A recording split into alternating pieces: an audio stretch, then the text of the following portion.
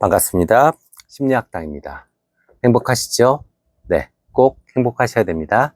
자, 더욱더 행복하기 위해서요. 오늘 우리 연극성 성격장애에 대해서 좀 알아보자고요. 자, 연극성 성격장애는 B군 성격장애에 포함되고요. 많은 분들이 알고 계시는 소시오패스, 사이코패스, 그리고 나르시스트와 함께 포함되어 있는 범주에 속합니다. 그런데 많은 분들이 이 사이코패스, 소시오패스, 나르시스트는 아시는데 이 연극성 성격장애에 대해서는 잘 모르세요. 근데 실제로 많은 분들이 이런 행동들을 자연스럽게 하고 계십니다. 네, 그래서 오늘 그 연극성 성격장애에 대해서 좀 알아보자고요. 일단은 연극성이잖아요. 그러니까 어때요? 자신을 어떤 그 연극의 주인공, 헐리우드 배우처럼 생각을 합니다. 그러니까 과장되고 화려하고 애정과 관심을 계속 받으려고 그래요. 이게 꼭 연예인만 이러는 게 아니라 일반인들 중에서도 그래요. 그래서 관종짓이 특징이죠. 그러니까 상황이랑 상관없어요. 그냥 내가 무조건 관심과 애정을 받아야 돼요. 그 모임에서, 그 조직에서 내가 제일 예뻐야 되고 내가 제일 핵인 쌓아야 돼요. 네. 그러니까 어떻게 돼요? 불안증이 따라오죠, 당연히. 왜? 시기 질투도 따라올 수 있죠. 왜? 누구랑 경쟁해야 되거든요. 외모로, 매력으로요. 그러다 보니까 이 불안 증세나 이런 것들이 따라오고요. 또 거기에서 당연히 또 따라올 수 있는 것이 중독에 쉽게 빠집니다. 그러니까 이 중독은 뭐 쇼핑 중독, 그리고 또 성형 중독, 이런 데 많이 빠집니다. 왜? 더 예뻐야 되니까. 더 화려해야지 관심 받을 수 있으니까. 이렇게 생각을 합니다. 그렇죠? 그리고 실제로 이 연애를 했을 경우에는요, 섹스 중독에서 많이 빠집니다. 왜? 남녀 간의 사랑에 있어서는 근본적으로 이 섹스만큼 사랑을 확인할 수 있는 게 없잖아요. 그러니까 그냥 이 시도 때도 없이 이 섹스를 무기 삼아서 관계를 유지하려고 하는 그런 성향들이 보입니다. 그래서 남성분들 무조건 이렇게 막 매력적이고 화려하고 이런 분 나한테 막 잘 웃어주고 막 이런다고 해서 혹 빠져가지고 네, 큰일 나지 마십시오. 아셨죠? 네, 이런 분들은 플러팅도 잘합니다. 예, 그러니까 그냥 이렇게 유혹하고 예, 관심 받고 막 이런 게 그냥 생활이에요. 그러니까 제발 좀 조심 좀 하자고요. 알았죠? 자, 그럼 이런 분들은 왜 이런 행동들을 할까요? 이런 분들의 가장 기본적인 특징은요, 애정결핍과 자기 연민입니다. 그러니까 애정이 궁핍해요. 예, 그러니까 자꾸 애정을 갈구합니다. 그러니까 자꾸 과장된 액션들을 보이게 되죠. 그죠? 그리고 자기 자신을 불쌍하다고 여겨요. 우리가 나르시스트, 자기애성 성격 장애는 뭐라고 그랬죠? 아, 나는 공주야, 나는 왕자야, 뭐 이렇게 얘기했죠. 근데 이들은 자기를 신데렐라, 성 안에 갇힌 공주, 불쌍한 공주, 학대받는 공주, 이렇게 생각을 해요. 그러다 보니까 취약한 자존감이 언제든지 자기 자신을 괴롭힐 수밖에 없습니다. 원인으로 지적되는 거는요, 일단 부모님과의 애착관계 형성에서 안정적이지 못한 애착관계 형성과 또 부모님들이 이 자존감을 형성하는 그런 계기들을 만들어주지 않았다라고 합니다. 그러니까 우리가 성장에 따라서 자기 자신을 극복하고 또 성장하고 이러면서 어떤 자기 믿음과 자기 확신이 생겨야 되는데 그런 기회 자체가 차단됐거나 기회를 주지 못했거나 이랬을 때 아이들은 어떻게 되냐면 이 자신이 원하는 상과 자신의 상을 완전히 분리시켜 놓습니다. 그러니까 신데렐라가 어때요? 매일매일 언니들한테 학대받고 있지만 나는 분명히 공주가 될 거야. 이 중간 단계가 없잖아요. 네, 이런 의식 구조를 갖고 있습니다. 그래서 실제로 상담을 해보면 자기 자신에 대한 믿음이 적어요. 그래서 자기 자신을 부적절한 존재로 보고 또 혼자서 삶을 영위하는 것이 힘들 것이라고 생각합니다. 그러니까 계속 이 분리불안 증세를 보이게 되고 또 자기 자신을 떠나려고 하면 자해라든지 아니면 협박이라든지 이런 것을 통해서 상대를 묶어놓으려고 합니다. 네. 그리고 내면에 있어서 이 홀로 서는 거에 대한 두려움이 있기 때문에 이 자기 자신을 돌봐줘야 될 사람이 필요하다고 생각을 해요. 그것이 동성이든 이성이든 상관없습니다. 이거는 마치 내가 탑 연예인이에요. 예, 헐리우드 배우예요. 나의 어떤 뒷수발을 누군가가 다 들어줘야 되는 충직한 매니저가 있어야 된다. 이렇게 생각하는 거와 동일하죠. 네, 아셨죠? 네, 그래서 인간관계는 실제로 어떻게 맺어지냐면요.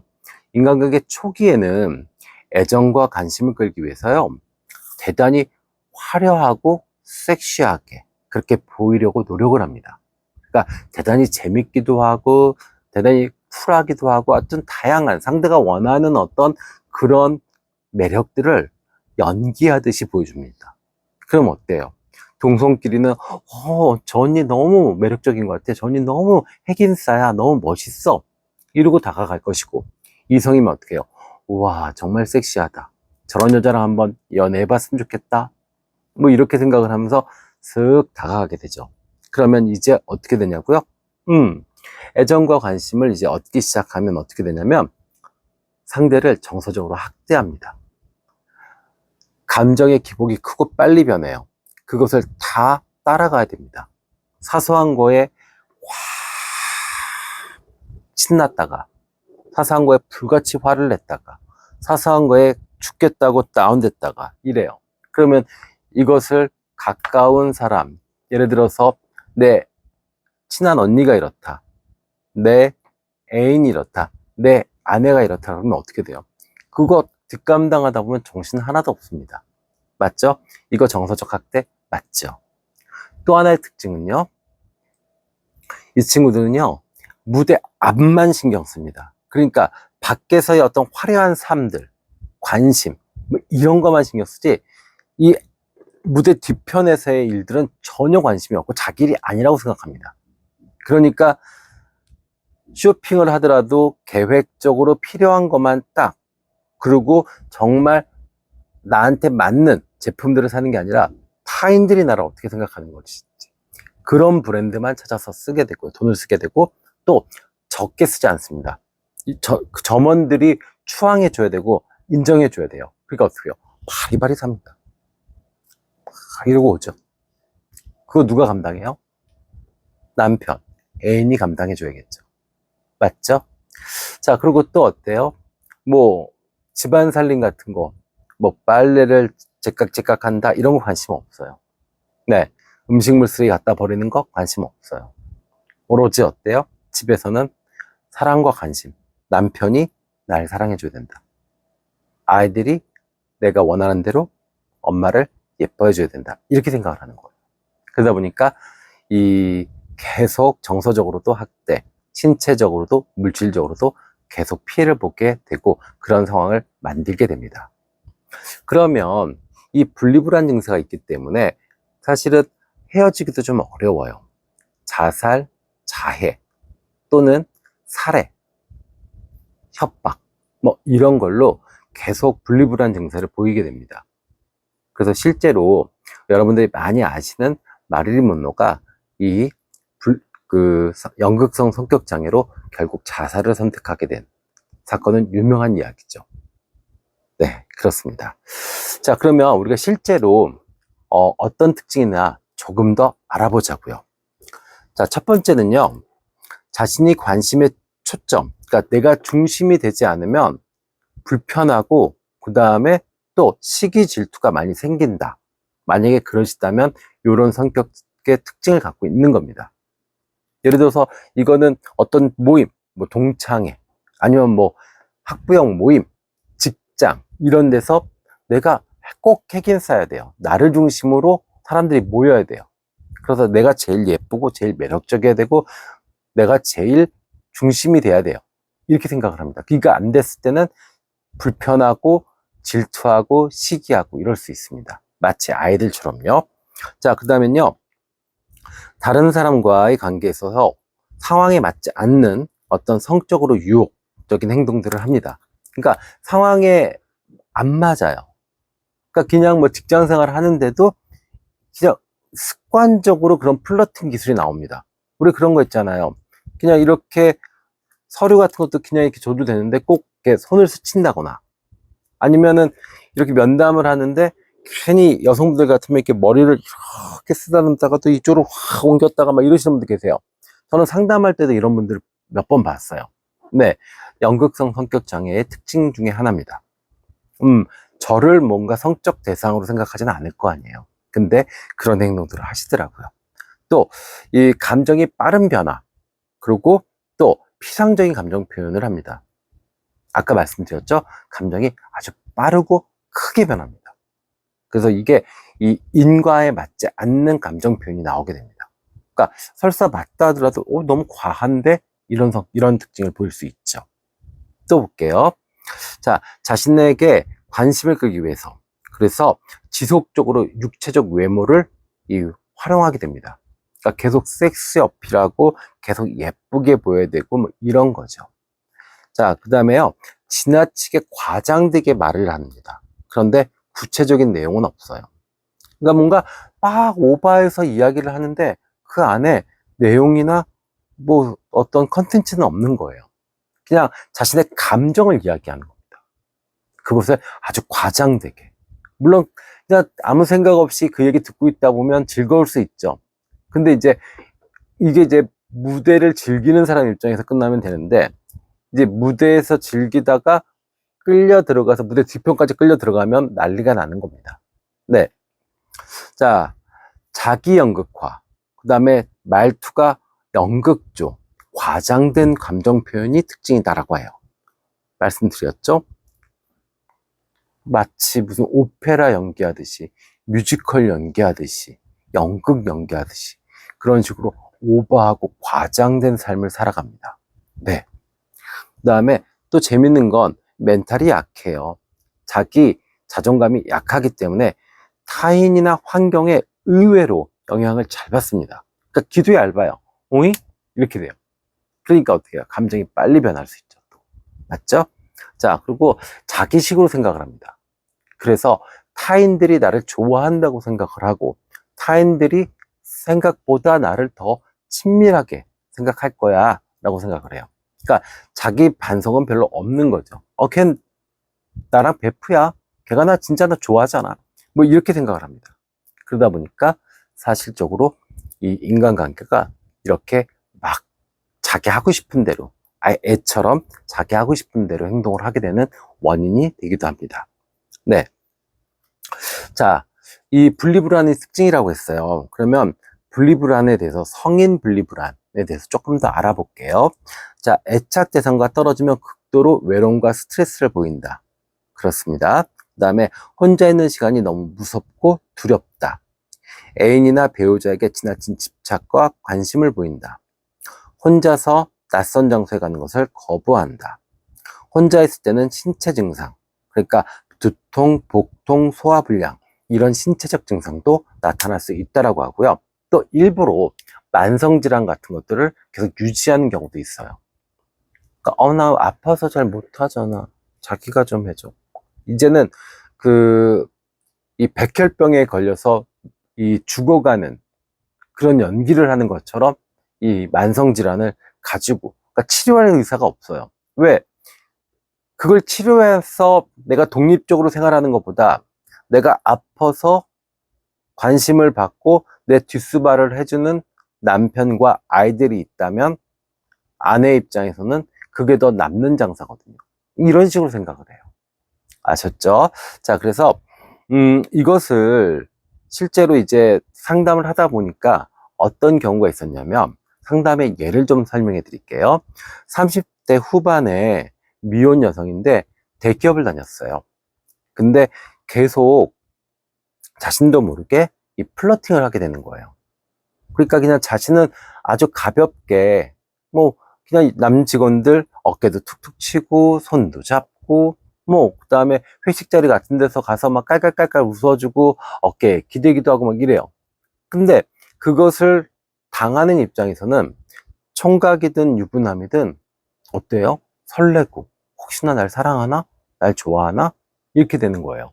그래서 어떤 경우가 있었냐면, 유부남인 상사가 진지하게 자기가 이혼할 생각이 있으니까 자기랑 진지하게 한번 만나보지 않겠냐라고 이야기를 했다고 하더라고요. 그래서 이 문제가 된, 그리고 또 남직원들끼리 또 걔가 날 좋아한다, 뭐한다 이러면서 또 안 좋은 소문, 또 남자들끼리 싸우기도 하고 안 좋은 소문이 돌아서 직장 생활을 그만둔 경우가 있었어요. 네, 심각하죠.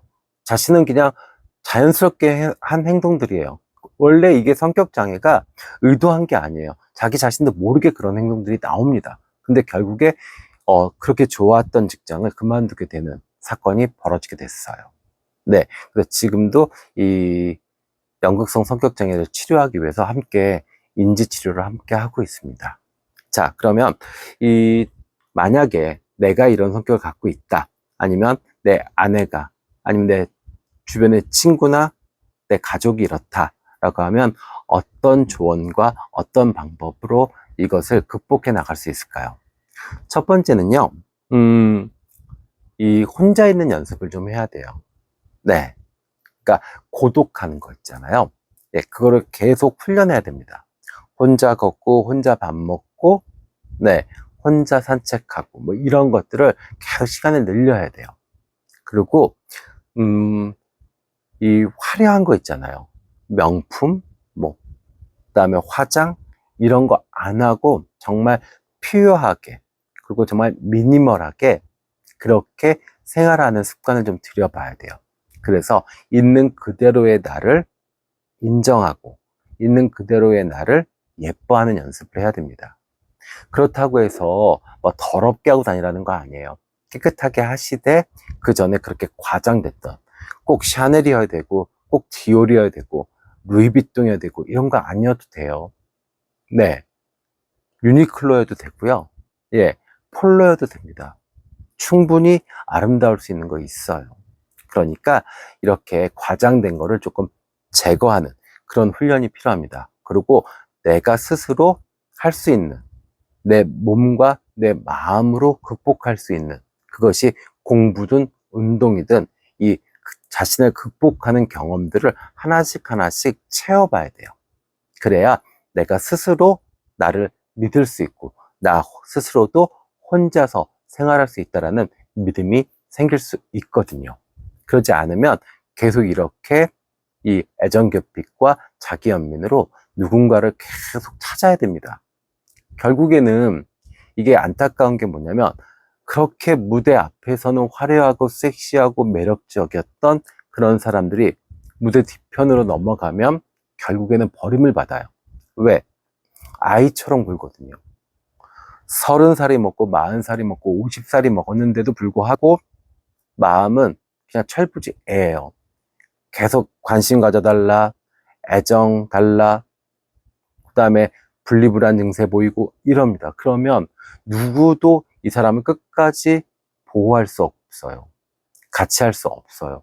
그러면 결국에는 버림을 받게 되거든요. 그래서 이거는 타인한테 주는 피해도 있지만 자기 자신을 스스로 망가뜨리는 아주 위험한 이 성격 장애 중에 하나입니다.